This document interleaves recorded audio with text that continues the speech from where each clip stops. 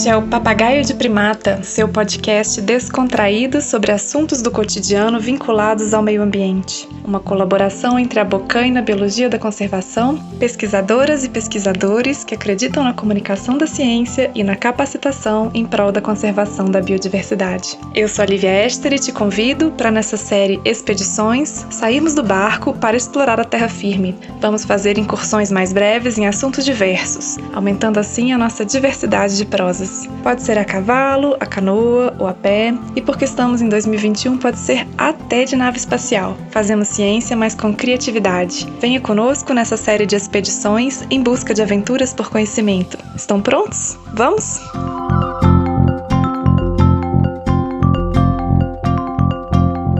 Papagaio de Primata. Hoje iremos navegar pelos mares das imagens. Isso mesmo, todos nós em algum momento já nos deparamos com imagens sensacionais de algumas espécies, sem nunca termos visitado seus hábitats naturais. Já escolhemos destinos para futuras viagens ou sonhamos em conhecer algum lugar do mundo só por causa de uma fotografia em uma revista, livro, jornal ou documentário. Pois é, nossa expedição de hoje irá explorar um pouco sobre a utilização da fotografia como uma ferramenta muito importante para a conservação da natureza e como a utilizamos para compreender a história de vida de outras espécies e valorizar ainda mais as maravilhas do nosso planeta. A fotografia, antes de tudo, é um testemunho. Quando se aponta a câmera para algum objeto ou sujeito, constrói-se um significado, faz-se uma escolha, seleciona-se um tema e conta-se uma história. Cabe a nós, espectadores, o imenso desafio de lê-las.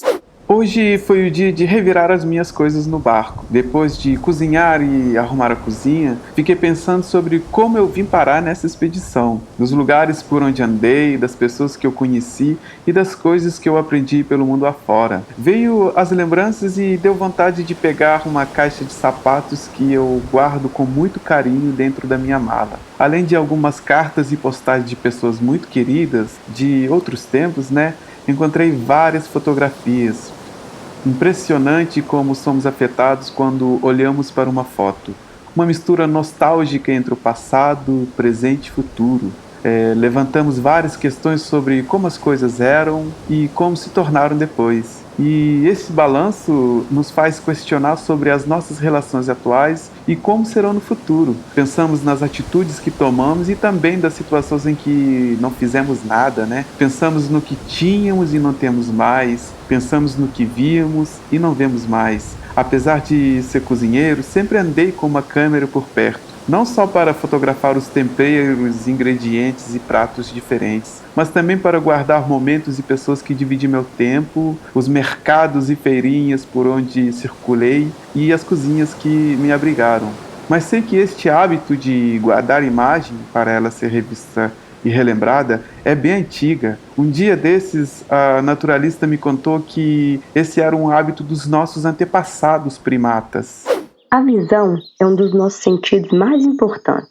Assim como os outros grupos animais, nós, os primatas, somos seres bastante influenciados pela visão. Afinal, sabemos distinguir muitas coisas, principalmente pela cor e pelo movimento. Da fruta madura a uma cobra coral, do céu nublado à possibilidade de chuva, do tamanho de um animal potencialmente feroz à beleza de uma paisagem. Vivemos muito pelas memórias que a nossa visão nos traz. Utilizar imagens para retratar a paisagem, um lugar ou uma pessoa é um hábito que vem desde os primórdios como seres humanos. Nas paredes das cavernas, por exemplo, vários animais foram desenhados pelos homens primitivos. Algumas pinturas mais antigas foram feitas há mais de 45 mil anos atrás. Nós acreditamos que elas serviam como uma forma de registro dos animais que ocorriam na região. Também eram pintados os processos de caça e os conflitos. Muito do que sabemos hoje sobre a nossa história se deve aos registros primitivos. Papo na cozinha sempre rende bastante. Para mim, a cozinha, depois das montanhas, é o melhor lugar para se prosear. Lembramos de Naturgemalt. Difícil de pronunciar, mas que significa a pintura da natureza, na qual o naturalista alemão Alexander von Humboldt projetou as suas descobertas da expedição à América Latina e falou sobre a distribuição das espécies na paisagem. O papo então foi parar nas ilustrações feitas pelos primeiros naturalistas e de como isso afetou as pessoas da época. Muito do que sabemos sobre a época da invasão dos europeus na América do Sul é retratado nas telas e desenhos dos naturalistas. Relatar sobre um mundo novo, com milhares de novas espécies e paisagens maravilhosas, começou a ficar difícil sem a utilização de imagens. Daí vem um ditado bem conhecido que diz: uma imagem vale mais do que 1000 palavras. Nossa coleção de palavras começou a ser insuficiente para descrever tamanha diversidade e beleza. As pessoas queriam ver as exuberâncias descritas nos textos científicos e poéticos dos viajantes. O velho mundo morria de curiosidade, mas poucos tinham a coragem de encarar um oceano em um pequeno barco de madeira para chegar às terras desconhecidas do Novo Mundo. Essas experiências imagéticas são registros importantíssimos para entendermos a evolução da paisagem e dos nossos comportamentos em relação ao mundo.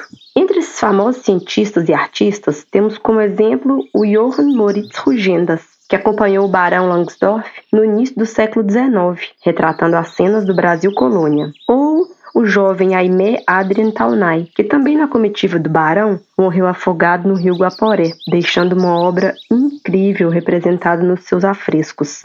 Mas já imaginaram que nem todos tinham a mesma habilidade para desenhar ou pintar a paisagem de forma idêntica? E não só. Imaginem o que era carregar aquele tanto de papel, pincéis, tintas e ter que esperar uma eternidade para um desenho cheio de detalhes da paisagem ficar pronto. Quanto tempo demorava para cada desenho daqueles chegar a uma versão final? Eu, por exemplo, fui tentar me aventurar e demorei horas tentando desenhar um javali. Quando terminei, mostrei para o capitão e ele olhou para o desenho e disse: "Que bela capivara!"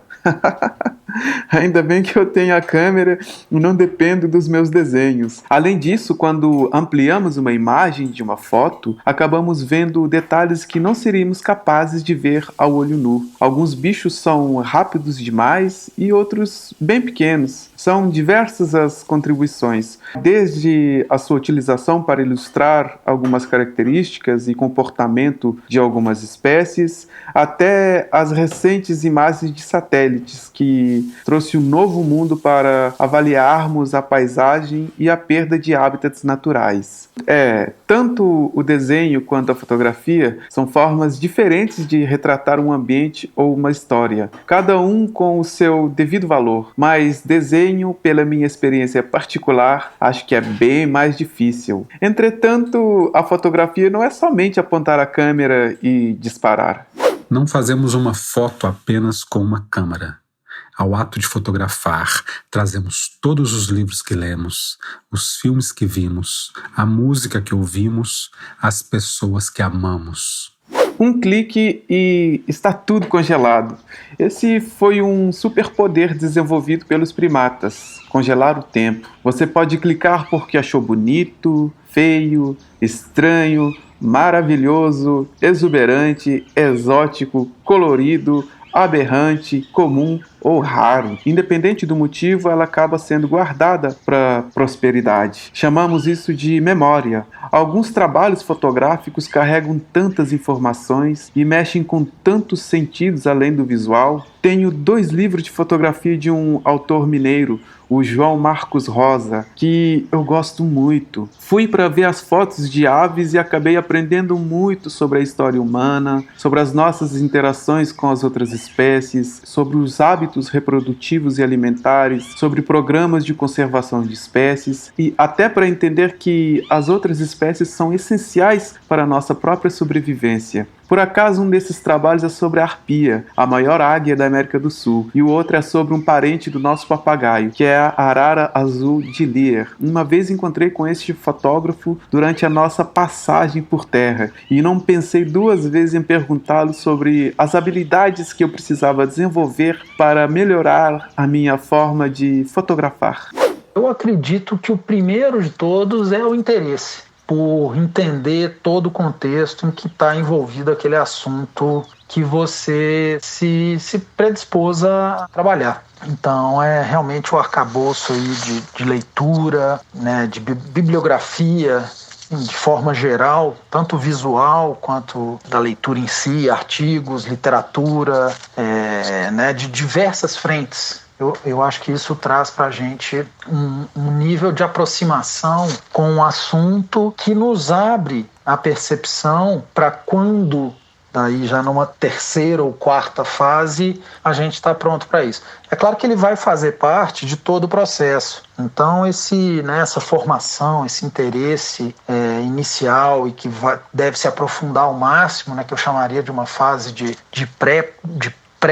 pré-produção, ele vai te ajudar em toda a questão da pré-produção, de como você vai se organizar para ir para campo para fazer isso, e vai também, né, depois na hora que você estiver em campo, te dar as ferramentas certas para que você faça as escolhas para trazer essa narrativa da forma mais abrangente e profunda, mas sendo objetivo, para que você faça com que o trabalho que você fez sobre aquele assunto possa realmente trazer diversas possibilidades para que o leitor se conecte com o assunto de uma forma bem ampla. Então, acho que é isso. Eu vejo que, claro, você tem parte técnica aí de operação de equipamentos e mais um monte de coisa que eu acho que são, sim, cruciais para o desenvolvimento das narrativas visuais, né, para contar uma história, mas eu ainda acredito que o embasamento, o conhecimento é que vai te fazer capaz de trazer essa história, inclusive na formação de uma equipe ou de pensar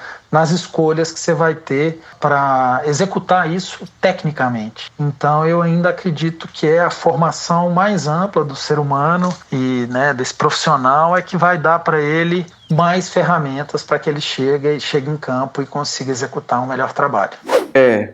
Para quem achou que era só comprar uma câmera e sair por aí fotografando, está vendo que não é bem assim, né? Mas isso não pode te intimidar, né? Fotografe sempre que possível. Assim estará melhor preparado para se aventurar no seu assunto de interesse. Eu, por exemplo, sou cozinheiro e vejo a fotografia como uma ferramenta super importante. Quem nunca salivou vendo as fotos no livro de receitas? E fui descobrindo que cozinhar e fotografar possuem vários pontos em comum. Um desses pontos é a paciência. Sem a paciência, você pode comer a comida crua. O mesmo vale para a fotografia. Esperar o momento certo exige muita bagagem e um pouquinho de sorte também. Mas quem tem bagagem sempre consegue contar uma boa história. Um fotógrafo com bagagem consegue ver um mundo em um orvalho, consegue perceber a importância da folha seca no chão e, portanto, sabe andar melhor no mato. Sabe que as formigas são pequenas, mas que em sociedade são gigantes. Consegue enxergar em uma borboleta ou uma abelha todas as frutas do mercado. Consegue ver nas fezes de um lobo-guará as sementes para reflorestação do cerrado. O alcance da fotografia vai para além da beleza. Essa é a beleza dela. Pelo menos eu acho. A foto é a caça, é instinto de caça sem a vontade de matar. É a caça dos anjos. Perseguimos, miramos e atiramos e clac! Ao invés de um morto, nós fazemos um eterno. Por isso, seguir o conselho dessa galera mais experiente é uma mão na roda, é mamão com açúcar, como se diz lá em Minas Gerais. Essa consciência é tudo.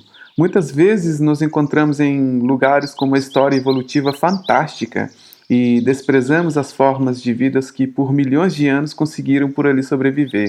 Este, por exemplo, é o caso dos campos rupestres. Esses ambientes presentes em alguns picos e serras do Brasil são super antigos e neste momento estão muito ameaçados, principalmente pelo interesse econômico advindo da exploração de suas riquezas minerais. E graças a um grupo de cientistas de várias áreas de conhecimento e de comunidades locais também, aos poucos o mundo vai se dando conta da preciosidade dessas serras que vão muito além do seu ouro, do ferro e do diamante. E essa luta ganhou alguns aliados importantes, os fotógrafos. O nosso amigo fotógrafo Augusto Gomes vive viajando e documentando as preciosidades da serra e falando sobre a importância de preservarmos esse ecossistema.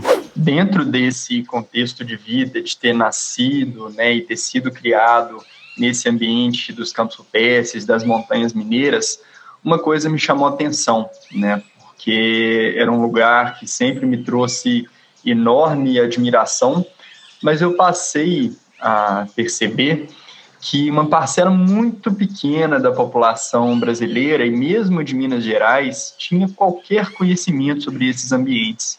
E eu vi que tinha uma discrepância ainda maior quando a gente olhava o conhecimento acadêmico sobre isso, né? Minha formação, né? Eu estudei biologia, fiz mestrado em ecologia, sempre trabalhando dentro aí dos campos rupestres. E o que eu pude perceber é que, apesar de já existir muita informação científica sobre esses lugares, a sociedade desconhece quase que por completo o espinhaço e os campos rupestres, né? Existe uma lacuna muito grande entre o que é produzido na academia e o que chega aos olhos e aos ouvidos das pessoas comuns, né, de forma geral, da sociedade. E esse abismo sempre me incomodou, sabe? Porque eu percebi que o conhecimento científico acabava ficando restrito às pessoas que o produzem, né, aos pares científicos, né, aos periódicos científicos, que são informações a que a sociedade não tem acesso. Dentro da biologia, né, a gente costuma dizer que a gente só protege o que a gente conhece. Eu gosto de estender essa máxima para a gente só protege o que a gente conhece e o que a gente gosta, né? Não basta a gente ter informações, a gente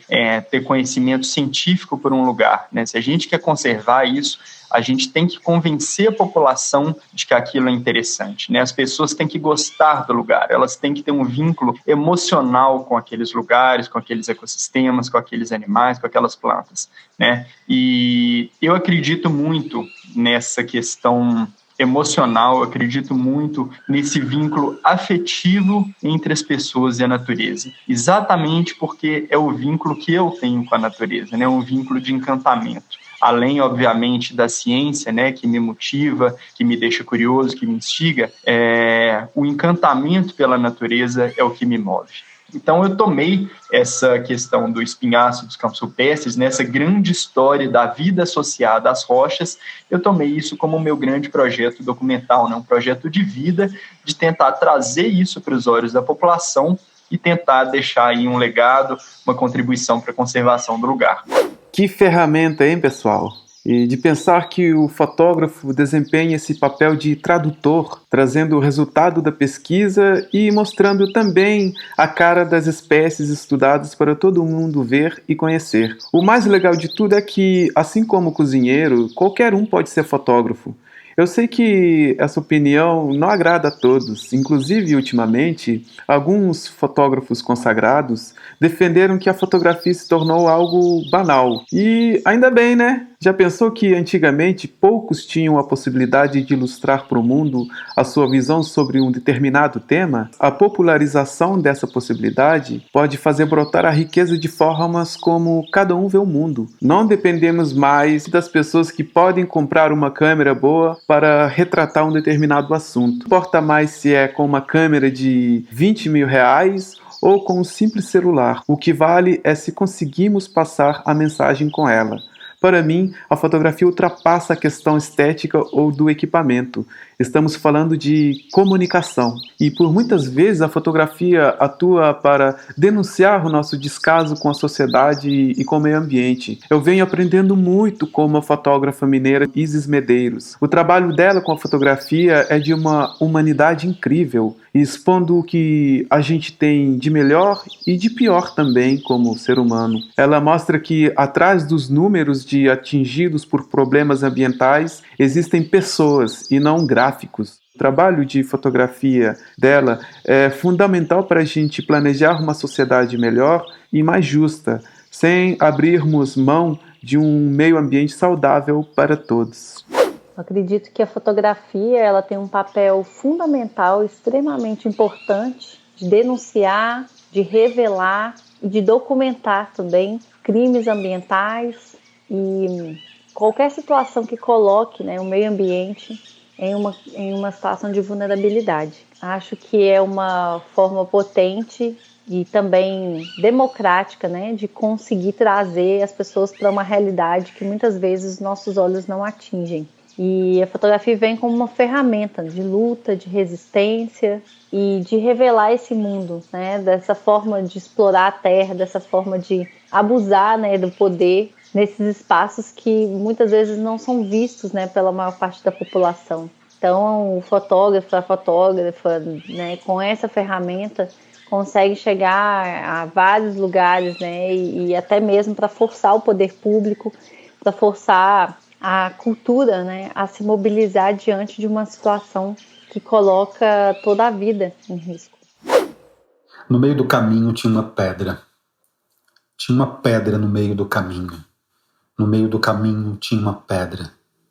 Nunca me esquecerei desse acontecimento, na vida de minhas retinas tão fatigadas. Nunca me esquecerei que no meio do caminho tinha uma pedra. Tinha uma pedra no meio do caminho. No meio do caminho tinha uma pedra. É tudo memória. A memória pode ser definida como um testemunho que o instante do tempo deixou para recordarmos de um determinado evento. Ela guarda detalhes que muitas vezes não ganham importância aos olhos dos desenhistas e fotógrafos, mas que no futuro poderão ser cruciais para entendermos alguns processos. Em uma única foto podemos avaliar questões políticas, econômicas, hábitos culturais e religiosos e podemos repensar sobre a nossa relação com a natureza. E assim como Drummond, muitas pedras que faziam parte da nossa visão ficaram somente nas nossas memórias. Sorte teremos se tivermos pelo menos uma fotografia. Muitas espécies e muitos ambientes vão sumindo, e se não tivermos uma reação urgente, ao invés da pedra no poema do Drummond, teremos uma infinidade de coisas que nunca mais serão vistas. Por isso, pegue a sua câmera ou seu celular e bora fotografar esse mundão. E se ela ajudar a gente a questionar sobre a nossa forma de viver e melhorar a nossa relação com a natureza, melhor ainda. Bora fotografar hoje?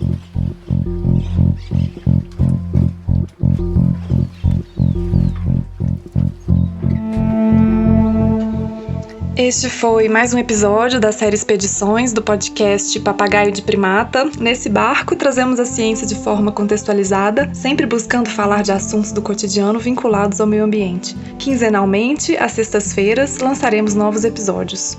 Na abertura desse episódio, o ator e escritor mineiro Juliano Mendes leu 2 citações do fotógrafo Ansel Adams, uma do Chris Marker e, finalizando, leu o poema No Meio do Caminho, de Carlos Drummond de Andrade. Contamos também com a participação especial dos fotógrafos de natureza e contadores de histórias João Marcos Rosa e Augusto Gomes e da fotojornalista Isis Medeiros. Esse roteiro foi idealizado por Antônio Cruz com a ajuda dos membros do nosso podcast. Deram voz a esse episódio Antônio Cruz, o cozinheiro, e a Luísa de Paula, a naturalista do nosso barco, junto comigo, Lívia Ester. A composição do tema e a edição são da Som do Cosmo e agradecemos muito aos parceiros, amigos, familiares que contribuíram com doações para viabilizar essa etapa da criação do episódio. O nome de todos está no nosso site como forma de agradecimento. Não se esqueça de entrar no nosso site www.biologiadaconservação.com.br/papagaio de primata. Sempre criamos uma página exclusiva para cada episódio com todas as referências, sugestões de leitura e vídeos complementares. Visite a nossa multiplataforma para mais informações sobre ciência, meio ambiente e sociedade. Sempre queremos ouvir de vocês. Estão gostando? Tem críticas, sugestões? Mandem um e-mail para nós no papagaiodeprimata@biologiadaconservação.com.br ou deixe seu comentário diretamente na página do episódio. O podcast Papagaio de Primata é organizado pela Bocaina Biologia da Conservação em parceria com pesquisadoras e pesquisadores que acreditam na comunicação da ciência e na capacitação em prol da conservação da biodiversidade.